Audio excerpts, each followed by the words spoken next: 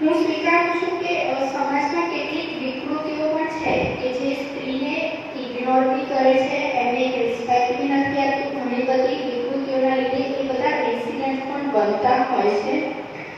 પણ સમાજમાં જે છે એને નષ્ટ કરવું એ પણ એક આપણી જ રિસ્પોન્સિબિલિટી છે અને એ પણ આપણા જ હાથમાં છે કે જે પણ વિકૃતિ છે, જે પણ છે તેને નષ્ટ કરવા માટે આવનારી પેઢીને સારી પેઢી લાવી એ પણ એક સ્ત્રીના જ હાથમાં છે. એવું છે જે આપણા ઋષિમુનિઓ જે ગ્રંથો લખેલા છે, ગ્રંથોને વાંચી લો. એવું નથી કહેતી કે કોઈ ક્લાસમાં જોઈને, પણ આપણે વુમન્સ ડેના દિવસે આપણે એક એવો સંકલ્પ કરીએ કે હું જેને પણ જાણું છું કે જેને પણ મારા ધ્યાનમાં છે એમને આ સંસ્કારિત બાળક આવી શકે એના માટે હું એમને એક જ્ઞાન આપીશ અને એમને સંકલ્પ કરાવીશ કે તમે તમારા બાળકને સંસ્કાર આપો કે જેનાથી આવનારી પેઢીમાં આ જે પણ થોડી ઘણી વિકૃતિઓ છે એ ઓછી થઈ શકે. એટલે વુમન્સ ડેના દિવસે આપણે આ જ એક સંકલ્પ કરવાનો છે કે આપણી પેઢી જે છે એ પેઢીને આપણે સુધારી શકીએ.